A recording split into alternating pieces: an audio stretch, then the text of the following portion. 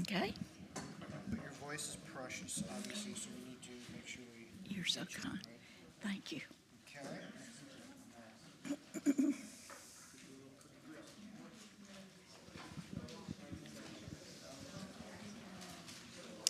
Okay, we're going to get started. Thank you, everybody, for coming today. So everybody knows that the month of May is Historic Preservation Month.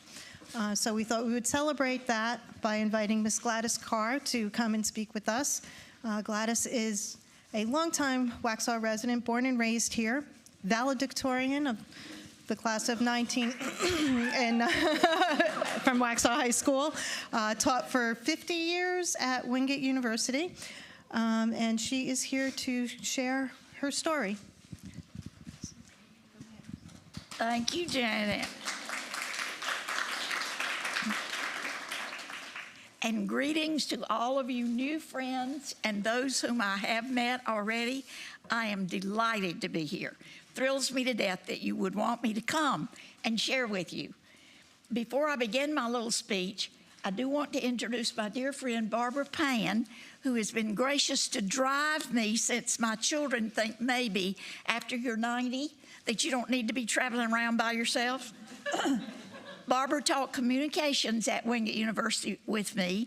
She is now involved with Playmakers, both Waxhaw and Union County, and I think there is a play this weekend. Big River. For Union County Playmakers. But please do thank Barbara if you have time. Then I really want to thank whomever is responsible for this beautiful facility. I was going to share with you, as a child, we had one tiny room downtown where there was one clerk where you went to pay your light bill and your water bill. That was it. So this is tremendous to see this and to know that you cared about our history and somebody has pictures and words on the wall in the lobby. And I am so touched, and I'll cry again, that you have included my daddy at the Maxwell's Tavern was my daddy's store, and it was called Farmers Ginning and Trading Company at that time. And there's a brief little history about Robert Maxwell McCain. So when you walk by, that's Gladys's dad, okay? And I'm so grateful. And Janet, right here, who invited me to come today, says that we are truly going to have a 250 celebration for our nation. And I hope that I will be able to contribute to that. So I'm very grateful for that. Now, do you realize, folks, that Waxhaw is 136 years old this year? And I'm hoping I won't be with you, but when you are 150, you plan something really tremendous, okay? I want to start briefly with the first people who discovered the Waxhaw Indians. Do you know that was 1690 that John Lederer, a German explorer, came down for the Virginia settlement and actually discovered the tribe called the Waxhaw Indians. Their village was called Wasaki, and they were very kind and helpful. Introduced him to corn and peaches. And he had along with him several people in the beginning who became discouraged and went back home, but one faithful Indian guide named Jack Satavon. So at some point, we did honor the name Wasaki, and I'll tell you a bit about that as we travel along. So, 1751 about, my family showed up. Scots, and I have been told and corrected when I was regent for the DAR, you do not say Scotch, Irish. You say Scots, S-C-O-T-S. So I'm trying to be very careful about that. My folks, the McCains, arrived in about 1751. They lived down on Cane Creek. Do you know where the Cane Creek Park is? Granddaddy Robert Thompson McCain's cotton farm. That's it. My daddy grew up right there across the road. 1889, do you know that date? The incorporation, the founding of our town, Waxhaw.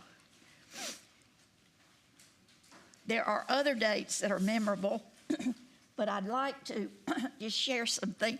I have a garage full, closets full. When we celebrated our centennial, now what year was that? 1989. Reverend Harry Gamble, Dr. Harry Gamble, who was a Waxhaw native, did all of this printing for me and research. The map that shows the Garden of the Waxhaws, history on the back about the first people who were here, where they lived, what the boundaries were. He even composed a poem called Journey to the Waxhaws. There are several publications, and I was delighted to see, can you see the little yellow paper binder here? Harry printed that. Thank you, Jenny, for holding it up. That's a brief history of our town that we distributed for the 100th anniversary. So if you don't have one, I'd love for you to get a copy of that. Now, if you will, please, these are all Harry's pictures. This is my Waxhaw.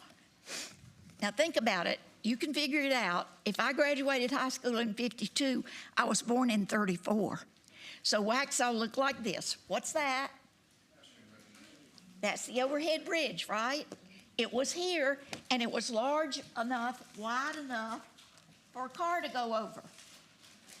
And at one point, my sister actually rode over that bridge in a car with her friend, which she should not have done. The well that you see at the stoplight, the original one was built because this was an agricultural community. We all grew cotton. My daddy had a cotton gin as well as that general merchandise store, the farmer's store. The Masseys had a cotton gin. The Howies, who had the Niven Price Company, were cotton buyers. So Bill Massey, Maxwell McCain, and the Howie gentlemen were all cotton buyers. We had a depot. We actually had a train station. You could buy a ticket. You could ride the train. We let school children get on the train here, ride to Monroe, and the parents would drive there and bring them back.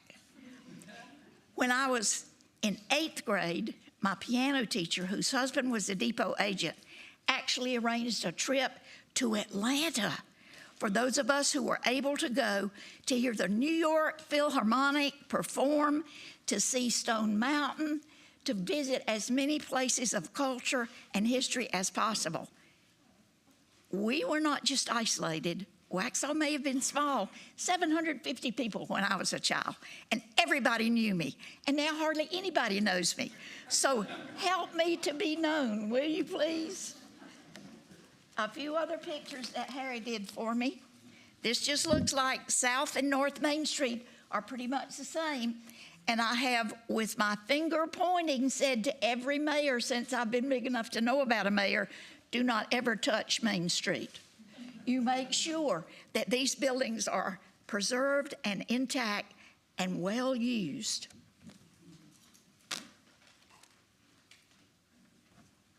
One more, and I'm sure you have been corrected if you ever use the term tower. No, no, no. It is a water tank, a water tank. So you know, as we grew, and we're either working in Charlotte or away at school, we would look for the tank if we were coming from Charlotte. We would look for the smokestack on the cotton mill if we were coming from Monroe. And when we finally got downtown, we would actually walk over the bridge. Those three are very, very dear to me. Now, I told Janet, I can't tell you everything that I know or want to know, so please do invite me back or invite me to another group. I love going.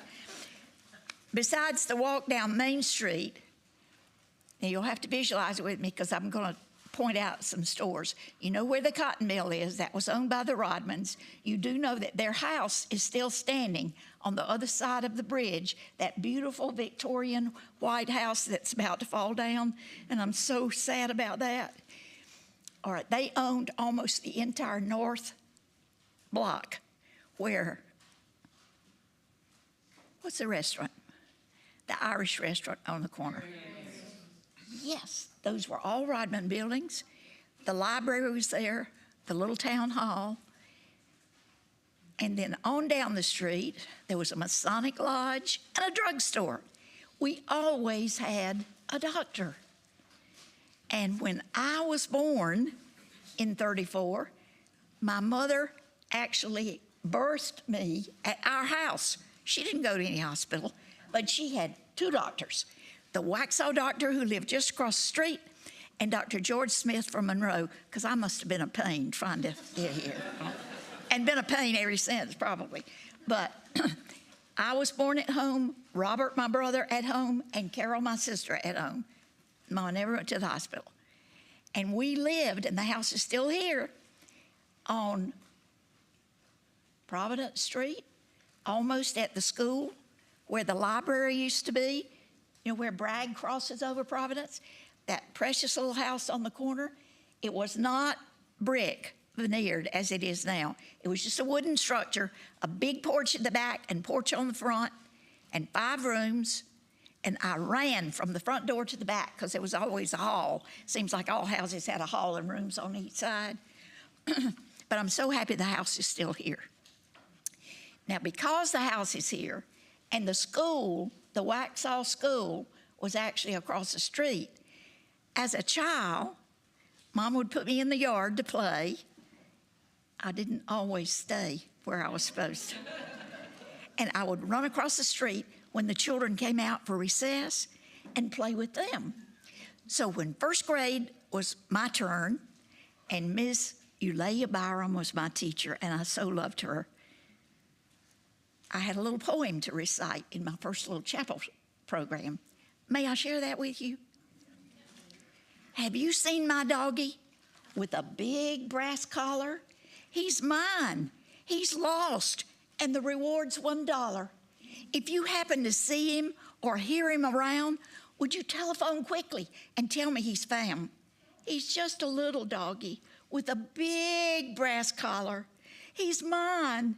He's lost, and the reward's $1. No, you're too wonderful. Mr. Miller, the principal, said, we're not introducing her. She's been coming to school all her life. You know, everybody knows who she is. Well, early on, before we had a Waxhaw school, there was a Morrow school, and I have a picture of some of the students. And I'd love for you, and I'm going to leave all this up if you have time to look. And besides the Morrow school, there was a Belk school. And guess who the principal was? William McCain. So my family's been involved in education. That's how my mama got here. She came to Waxhaw to teach 2nd grade.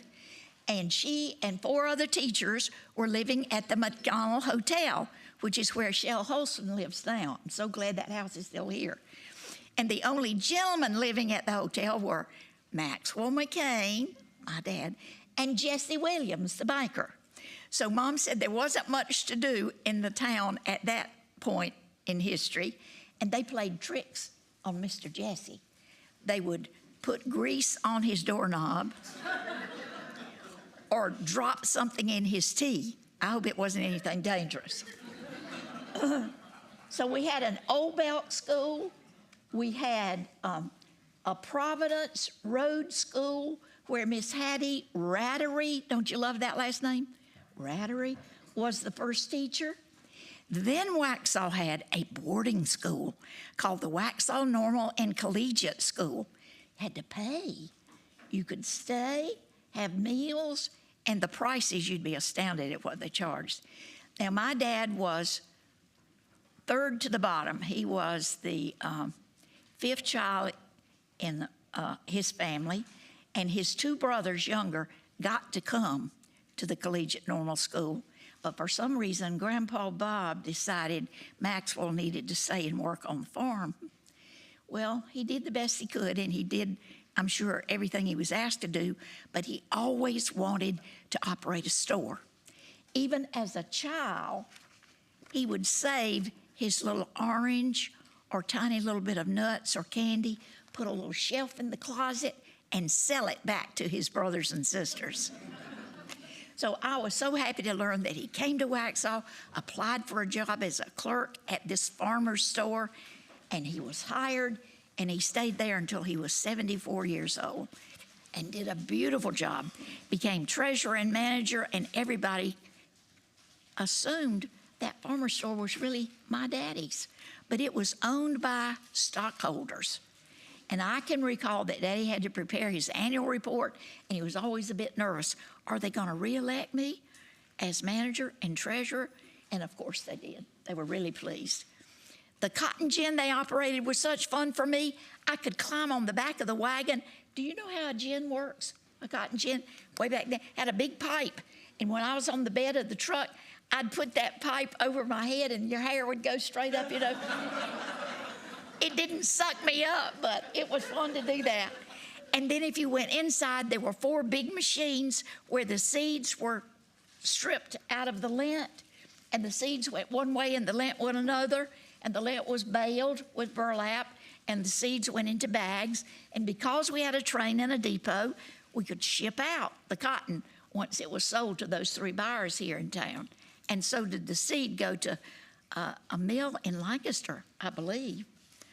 So now you know, there was a Belk school, a Morrow school, a collegiate normal school that had to be paid, to pay tuition.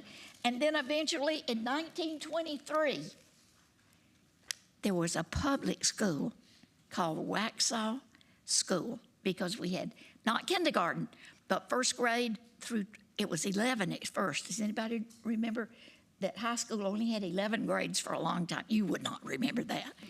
And then we finally got a 12. Well, I have some history about the Waxhaw Normal School that I'm really proud to have, about how it was operated and who came.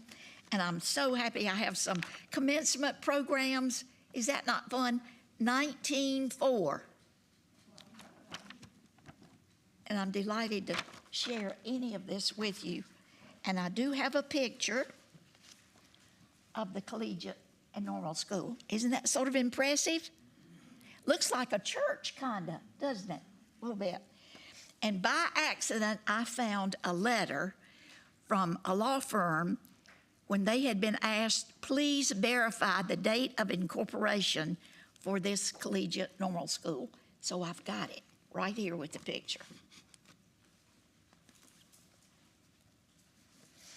Now that we have a school which is a public school, I have pictures of some of those students, and we were big into basketball and baseball. We didn't have any football way back then, but we had excellent baseball, basketball teams. I was in first grade, 1941. What was going on in the world about that time? And we looked out the window as I was getting ready to go to school, and there was a huge fire. My school burned to the ground. The janitor was on his way to start a fire in the boiler room and could see the blaze because he had a way to walk from his home. Can you imagine in 41, we had no fire department. There was no way it could have been saved.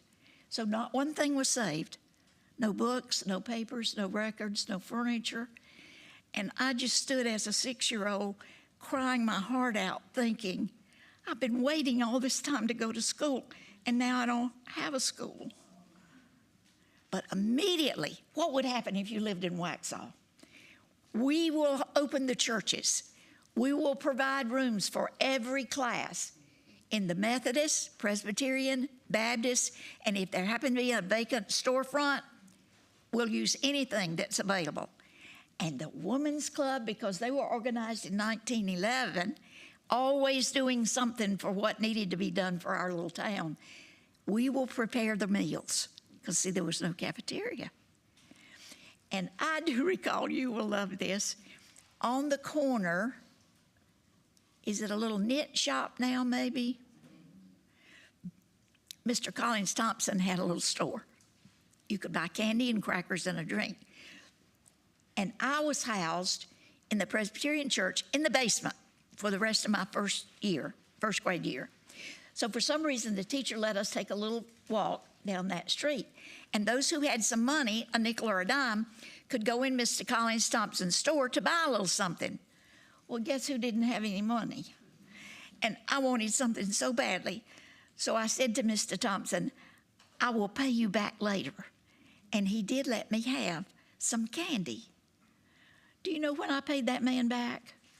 In about 1988. I finally remembered I had never paid him for my candy. Oh my goodness.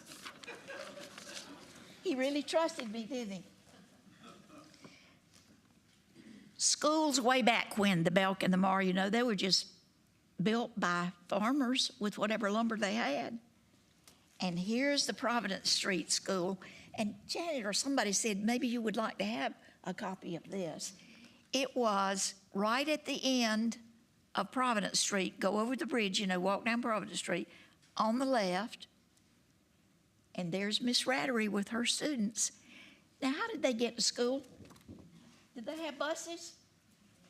Automobiles? Absolutely not. They walked. And if it were really bad weather, the daddy might hook up the horse to a cart or a buggy to get them to school. But ladies and gentlemen, as I grew from a baby, because remember I was born here, to be able to go to school, to graduate, to go to college, and you never heard of my college either. See, my school burned. Then I went to Flora McDonald College in Red Springs, North Carolina, which is a Presbyterian-affiliated institution for women, because I got a nice scholarship, and Daddy had 2 more he had to educate. I made the best friends there. But you know what I've heard lately? My Flora McDonald merged with Presbyterian Junior and became St. Andrew's at Laurinburg. They've been operating for quite a while, and do you know what I just heard last month? They're closing. They have no money. They're out of funds. Then I looked across at South Carolina, and Limestone has closed. We've got to do something to keep our schools going, folks. Please don't let anything happen. Now, I've lost my high school because it merged. You know, we had 13 high schools when I graduated in Union County. Then we merged into 4, didn't we? Like Parkwood, help me, Sun Valley, Cuthbert, well, Cuthbertson's really new, Piedmont, and Forest Hills. So all those 13 became those 4. And then most recently, you've gotten new ones like Marvin Ridge and Cuthbertson, and you could probably name others for me. So besides being a Waxhaw native, once I did retire, and I didn't ever want to from Wingate, I applied to be a substitute teacher for Union County. And do you know I had to go to training to learn how to be a substitute teacher? I had only taught about 50 years, but I had to learn to be a substitute. That was really fun. But it helped me to learn about the newer schools and to meet high school and middle school and other children and to see the curriculum and what the teachers were doing, what the needs were. But always family, school, church, my music. You won't forget my piano teacher took us to Atlanta, will you? You'll remember that story. But she would also take us to concerts at Winthrop College in Rock Hill. She would take us to piano competition in Gastonia, where we were rated excellent, superior, very good, good, fair, poor. That was a big deal. We loved that. Well, you have been kind and attentive, and what I still need to tell you about, more about the Waxhaw Women's Club, they served more meals than you could ever imagine. When we started our outdoor drama entitled Listen and Remember in 1965, it was a women's club that provided meals. Every weekend, the month of June, we have a proclamation for Iwisakiola, which was our festival that we celebrated all that whole month in conjunction with the drama. We also at one time had a Scottish society. Did you know that? We had competition with bagpipes and with throwing what do you call that? A bale of hay they would throw too, and some sort of sharp instrument. I don't know if it was a spear or a javelin or whatever, but it was wonderful. And lots of people came. And you will probably recognize Joyce Blythe, who is really interested in Waxhaw history and has done much to make sure we don't forget. We dressed in colonial costumes when we served those meals, and people would come from everywhere, not just those who worked here in Waxhaw. And then I'm sure Paul and Edwin remember when the McDonald House was restored. It's the oldest house in Waxhaw, and Mr. Duncan McDonald was the very first postmaster. I'm so happy that house has been restored. And Edwin, the last couple of times I've been in there, we need to work on it some more. Things are happening. We need a little touch up. Yes, we do. But that was a wonderful ribbon cutting when we announced that. Our very first Listen and Remember, Dr. Harry Gamble again did this beautiful program. Beautiful program. And I mentioned my second grade teacher's husband. That's my second grade teacher, all dressed up for the Listen and Remember. And I'm standing beside her. So you see, you can be in second grade and love the lady, and then you grow up and she becomes your friend. That was wonderful. So every year Harry did a program booklet that had history as well as the program in it. And you know, we were able to do this for over 30 years. So I do need to tell you more about that. And then you do know that we have a museum of the Waxhaws that honors Andrew Jackson. And it was James B. Hunt, governor, who said, Gladys Kerr, you got to get it done. Well, Aaron Plyler was our senator, and with his help, we did get that building constructed. We had a ribbon cutting for it, and hopefully it's coming back to life. And do you know that we're going to have a reenactment? June, help me folks, 6, 7, 8. Make plans to go. You will love it. Horses, cannons, uniforms. It's wonderful. And if you haven't been to the museum lately, you know there are other structures to see besides that one building where the artifacts are. So go to the museum, and I want somebody, maybe Barbara will help you, get that Listen and Remember going again. Why can't we have an outdoor drama, a play that tells our story? And you'd learn about Andrew Jackson, William R. Davy. What did William R. Davy do? He was born right here in the Waxhaws. He established the University of North Carolina at Chapel Hill. Did you know that? And John C. Calhoun was born in this area. And there was a William Richardson, a minister. Who used to be the school teachers? The preachers, right? And there are lots of stories about that revolution that you need to hear. There was a battle, the Battle of the Waxhaws. I want you to know about it. It was fought at my granddaddy's house in his front yard. Do you see why I love this place? I love you. I love my family. I love teaching. I love every student I ever had. And would you believe one I had years ago called me last night even? I can't tell you, that's better than any amount of money anybody would ever pay you to have a student remember you. So please don't forget about Gladys Kerr. She wants to come back. Thank you so much.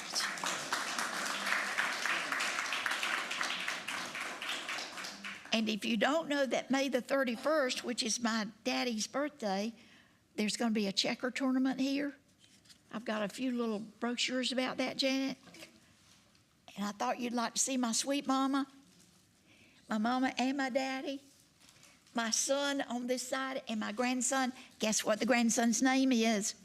McCain Kerr. Could that not be better? I'm done. Thank you. Thank you.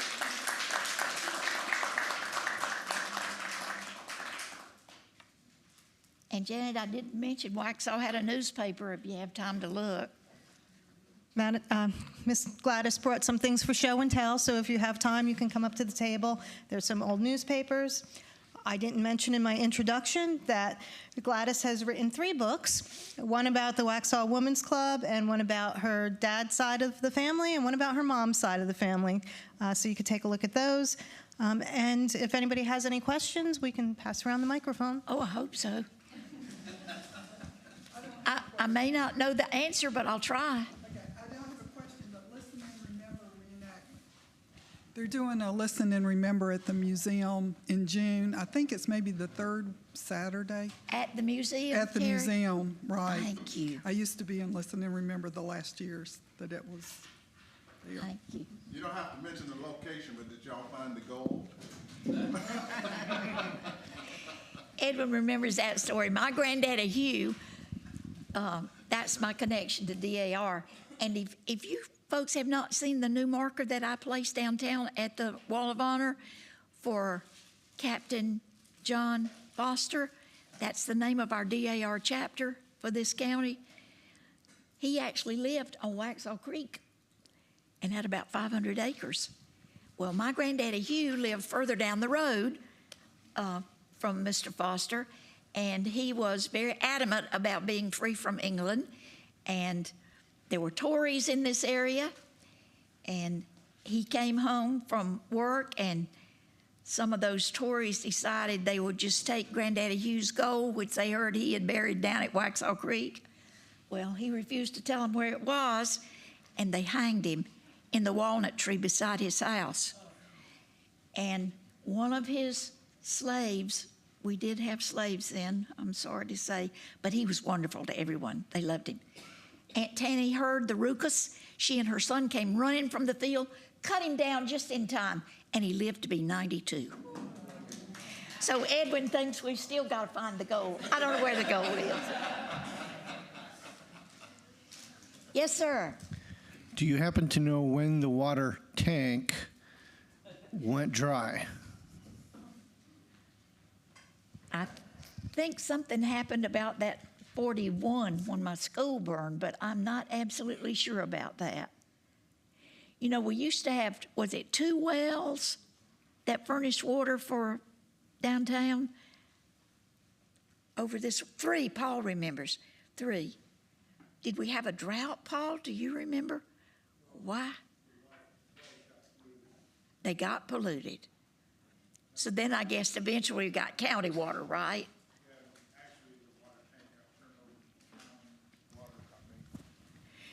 The water got turned over to the county water company. The water company kept it until about 2010, where the town got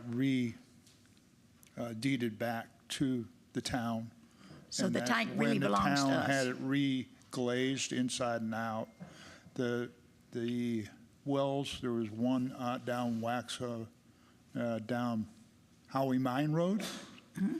There was one on where you would say it was the Howie property over by where Jim Howie lives. Mm-hmm. And then there was one on the south side. And they got pumped up to the tank, and it was gravity fed down to everybody in the town. Now, where Jim Warner lives in the downtown park, that was a cesspool. Oh. So that's where it was gravity fed until sewers came to town. Now the downtown buildings are all what they call an overflow system. They have septic tanks that hold, and when they overflow, they flow into the sewer lines. And where the sewage treatment plant is now, the town owned it at one time. We turned it over to the water company to build the sewage plant. So it was all the town the whole time. And when the Thank water you. tank was built, our property taxes were $1 per 100. Now they're 46 cents per 100. So it was a lot more money because you had to pay for that tank to be built. Absolutely. It was a WPA project. Thank you. May of 1987, I think the town turned the water over to the county. No. Appreciate the help. Thank you. Thank you. Well, I know that water came to the north side of the railroad track first, and of course I lived on the south side, so we had to have our own well for a long time. But it's nice to have county water and sewer, because we had a little outhouse. Anybody know what that is? I do remember, yes. Anybody else? Oh, you've been a perfect audience. A+. Thank you, thank you.